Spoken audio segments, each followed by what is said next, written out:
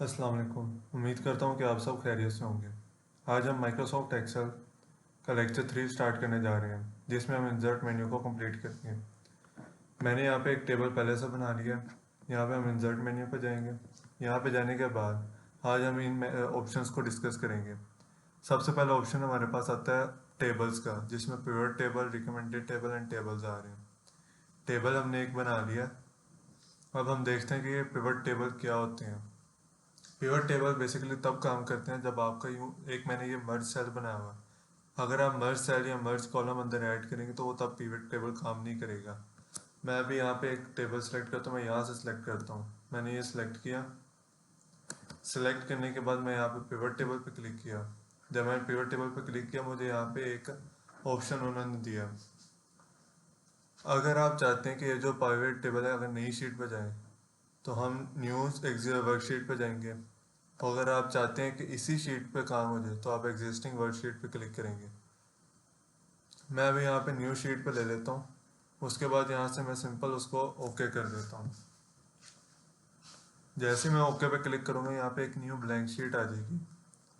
यहाँ पे आपको जो हमने कॉलम्स बनाए थे वो आपको मिल जाएंगे। यहाँ पे अगर आपको ये वाला ऑप्शन नहीं आ रहा पिवट टेबल एंड फील्ड का, तो उसके लिए क्या करना है, आपने जो ये वाला यहाँ पे जो टेबल नज़र आ रहा है इसके अंदर आप क्लिक करेंगे, कोई सेल सेलेक्ट करेंगे, तब आपका ये ऑप्शन शो करेगा। अभी फॉर एग्जांपल मैं यहाँ पे बाहर किसी सेल पे क्लिक करता हूँ तो वो गायब हो गया। आप चाहते हैं दोबारा आए, हम यहाँ पे इस पे क्लिक करते हैं। इस पे क्लिक करेंगे तो आपके पास वो दोबारा आ जाएगा ऑप्शन।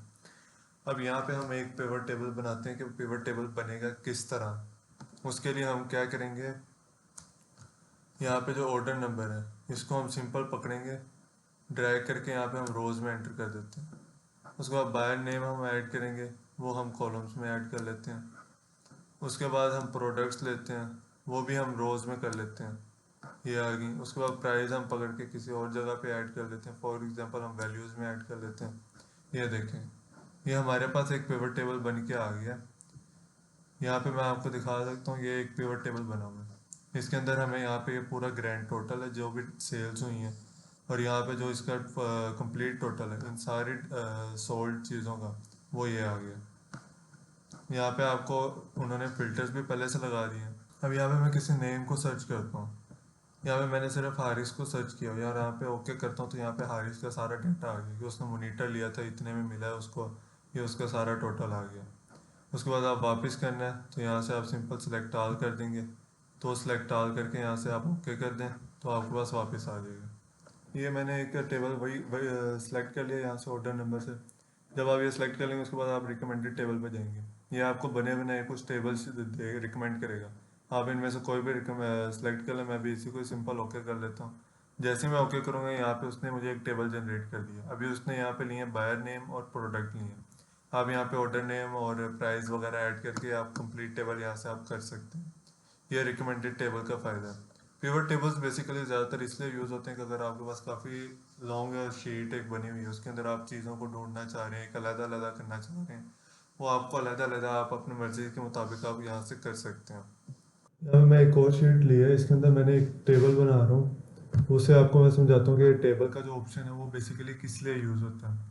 मैं यहाँ पे एक मिनट इसको कंप्लीट पहले कर लेते हैं। यहाँ पे मैं एक अभी नेम कोई भी एंटर कर लेता हूँ, अली मैं एंटर कर लेता हूँ। यहाँ पे बुक की क्वांटिटीज़ है, क्वांटिटी में 12 एंटर कर लेता हूँ। प्राइस में 1 पर बुक में प्राइस एंटर कर लेता हूँ 700। एंड यहाँ पे टोटल प्राइस के लिए हम यहाँ पे is equal to this multiply करेंगे, और फिर ये जैसे ही हम एंटर करेंगे वो टोटल दे देगा। उसके बाद मैं यहाँ पे एक न्यू शीट एंटर करता हूँ। यहाँ पे मैं अभी एंटर करता हूँ रज़ा।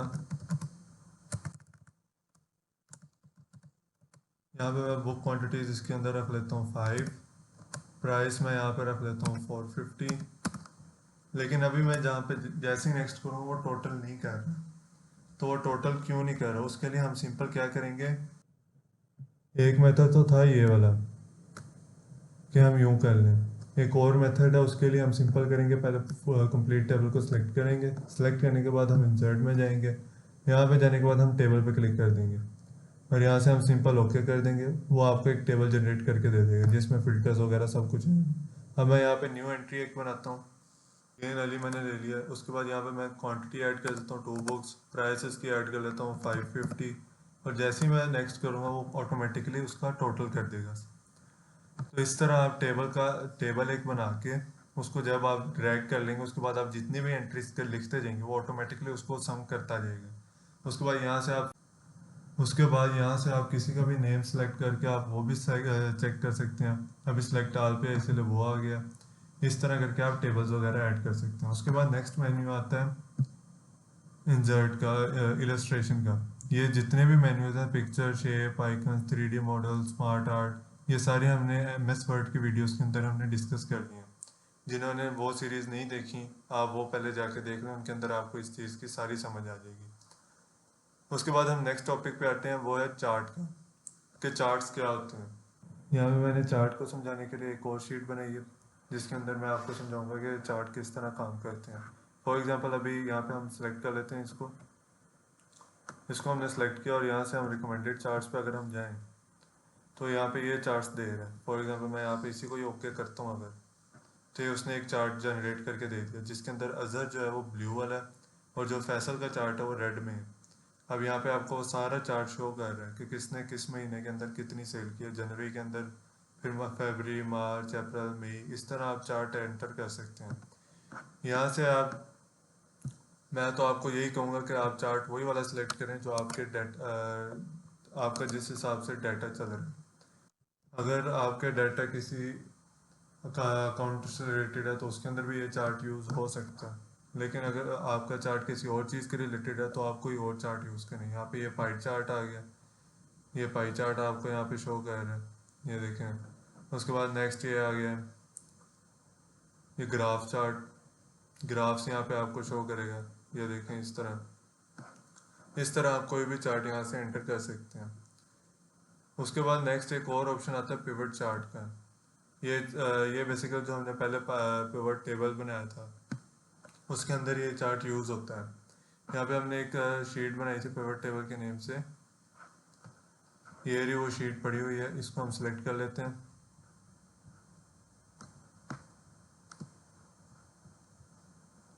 ये हमने सेलेक्ट की।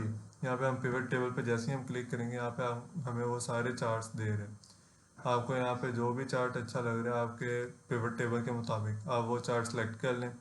वो चार्ट सेलेक्ट करने के बाद उसके बाद आप सिंपल यहाँ पे उसको यहाँ से भी सिलेक्ट कर सकते हैं, 3D अगर आप करना चाह रहे हैं वो भी कर सकते हैं, और यहाँ से आप सिंपल ओके कर दें। वो आपको एक पूरा चार्ट जनरेट करके आपके सामने रख देगा। इस तरह करके आपको अपना चार्ट कोई भी डिज़ाइन कर सकते हैं। इसके बाद नेक्स्ट यहाँ पे चीज़ है 3D मैप्स का। ये अगर आप कोई मैप वगैरह ऐड करना चाह रहे हैं तो ये उसके लिए होता है, ये बेसिकली ज़्यादातर ऑनलाइन यूज़ होता है। अभी यहाँ पे एक और ऑप्शन है स्पार्क लाइंस का, ये वाला, जिसमें line, column and win and loss का ऑप्शन आ रहा है। स्पार्क लाइन बेसिकली क्या होती है? स्पार्क लाइन बेसिकली ये होती है कि आपने एक नेम लिखा हुआ, उसके बारे में सारी डिटेल लिखी हुई कि इसने इस मंथ में इतनी सेल की है। अब वो आपको एक ग्राफ बना के देगा, आपने वो जिसके अंदर बनाना है वो आप उसमें बना सकते हैं। अभी यहाँ पे एक ये लाइन वाला ग्राफ है, यहाँ पे कॉलम में, और यहाँ पे विन एंड लूज में। अभी यहाँ पे जो लाइन वाला ग्राफ है, जिस हिसाब से यहाँ पे अभी 25 है वो नीचे है, उसके बाद फिर सीधे 1000 पे गई तो अप होगी, फिर उसके बाद डाउन हुई थी, फिर आप इस तरह करके ये आ रही है। उसके बाद कॉलम में भी इसी तरह, और ये विन और लूज है। अगर या विन होता है तो ये ऊपर आएंगे, अगर लॉस होता है तो ये नीचे आएंगे। इस तरह करके ये सारा काम होता है। अभी यहाँ पे आपको मैं सिखाता हूँ ये चीज़ें जो मैंने ऐड की हैं, ये मैंने किस तरह ऐड की हैं। उसके लिए आपने सिंपल, मैं यहाँ पे अभी कोई भी डाटा अर्जी तौर पे लिख लेता हूँ। यहाँ पे भी मैंने ये लिखा है, यहाँ पे अभी हमने कोई भी नंबर ऐड कर लिया। नेक्स्ट ये, यहाँ पे भी कोई नंबर ऐड कर लिया, यहाँ पे भी नंबर ऐड कर लिया, यहाँ पे एक और नंबर ऐड कर दिया। उसके बाद नेक्स्ट किया 450, फिर 800, इस तरह करके मैंने नंबर्स ऐड कर लिए। अब मैंने इनको अगर ड्रॉ करना है तो वो किस तरह ऐड होगा। मैं यहाँ से आप सिंपल लाइन पे क्लिक करूँगा। लाइन पे क्लिक करने के बाद आप यहाँ से सिलेक्ट करेंगे कि आपने कितना एरिया का लेना है। सिलेक्ट करने के बाद आप सिंपल जैसे ही यहाँ पे ओके करेंगे तो आपको एक लाइन शो कर देगा। यहाँ से अगर आप मार्कर पे क्लिक करते हैं तो आपको डॉट्स भी एंटर कर देगा। इसमें भी आप, अभी मैं आपको यहाँ पे शो कर देता हूँ, ये देखें। लेकिन अगर वहीं आप यहाँ पे हाई पॉइंट्स पे क्लिक करते हैं तो ये आपको सिर्फ हाई पॉइंट्स के शो करेगा। मैंने यहाँ पे भी दो बहुत किए, मैं मार्कर को अभी ख़त्म कर देता हूँ तो ये देख सकते हैं सिर्फ हाई पॉइंट पे शो कर रहा है डॉट, बाकी पॉइंट्स नहीं शो कर रहा। मैं यहाँ पे वहीं अगर हम मार्कर पे क्लिक कर देंगे तो ऑल पॉइंट्स शो करेगा। इसी तरह आप जैसे ही हम कॉलम पे आएंगे, कॉलम के लिए भी हम सिंपल इंसर्ट पे जाके कॉलम पे क्लिक करेंगे। यहाँ पे हम पहले सेलेक्ट करेंगे कि हमने कितने एरिया का लेना है और यहाँ से हम सिंपल ओके कर देंगे। जैसे ही हम ओके करेंगे यहाँ पे एक कॉलम जनरेट कर देगा। इस तरह से हम कोई भी कॉलम, विन और लॉस और लाइन वगैरह, स्पार्कल्स वगैरह ये ऐड कर सकते हैं। स्पार्कल्स बेसिकली ये होते हैं कि आपके सामने आपके सेल के अंदर वो आपको सारी डिटेल्स दे रहा होता है।